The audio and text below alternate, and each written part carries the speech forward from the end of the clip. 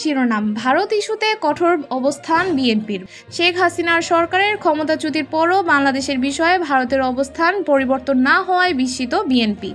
কালের কণ্ঠের প্রতিবেদনে বলা হয়েছে, ভারতীয় বক্তব্য ও কার্যক্রমে ক্ষোভ প্রকাশ করছে দলটির নেতাদের দাবি, তারা বলছে সাম্প্রদায়িক হামলা বা নির্যাতনের ঘটনা তেমন না ঘটলেও ভারতীয় গণমাধ্যম বিশ্বজুড়ে ভিন্নভাবে প্রচার করছে। পাশাপাশি ভারতের সরকারও উস্কানিমূলক বক্তব্য করেছে বলে অভিযোগ তাদের।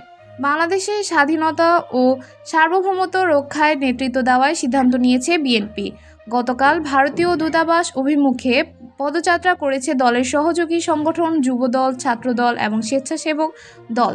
আগামী 11 ডিসেম্বর ভারতের আগরতলা অভিমুখে লং মার্চের ঘোষণা দিয়েছেন তারা।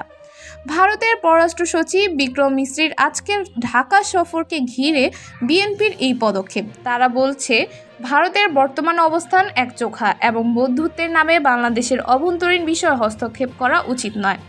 বিএনপি ভারতের সঙ্গে বন্ধুত্বপূর্ণ সম্পর্ক চায়, তবে নেতিবাচক কর্মকাণ্ডের বিরুদ্ধে সোচ্চার থাকার প্রতিশ্রুতি দিয়েছে। সংবাদের আপডেট পেতে আমাদের চ্যানেলটি সাবস্ক্রাইব করে রাখুন। ধন্যবাদ।